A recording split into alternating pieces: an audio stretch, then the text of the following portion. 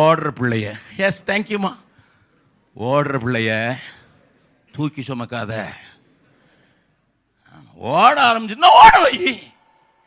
கூட ஓட முடியலையா, தூக்கி ஏன் நீ போட்டு பாரம் சுமந்து நீயும் கெட்டு அதையும் கெடுத்துற. The very first mistake this nurse did was this.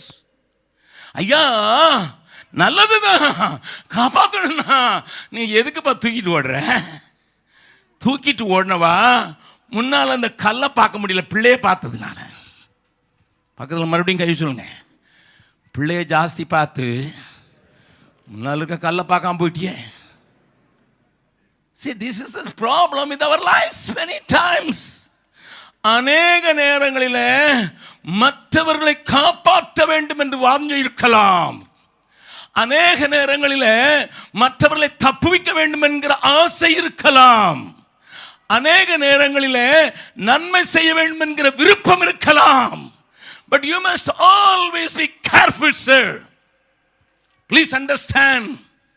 அந்த பிள்ளையை தூக்கி மேலே போட்டதுனால பிள்ளை மேல இருந்த கர்சனை இருந்தது, ஆனால் கவனம் இல்லை.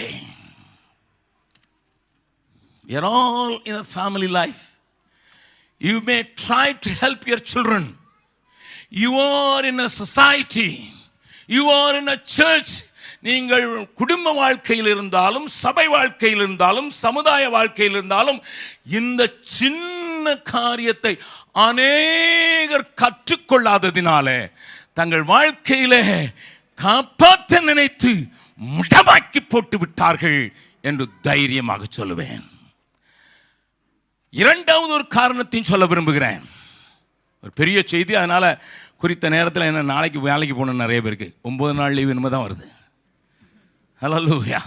நல்லா கவனிங்க. The second thing, சவுலும் யோனத்தானும் மரித்ததினால தாவீதின் கை ஓங்கிவிடும்.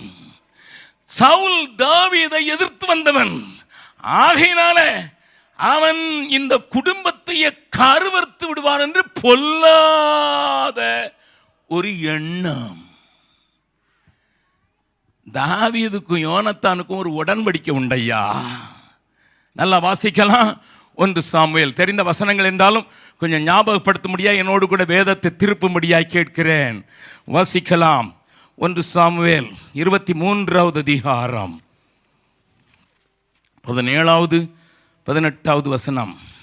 நீர் பயப்பட வேண்டாம். நீர் பயப்பட, அங்க யோனத்தான் சொல்கிறான், நீர் பயப்பட வேண்டாம். என் தகப்பனாகிய சவுலின் கை, என் தகப்பனாகிய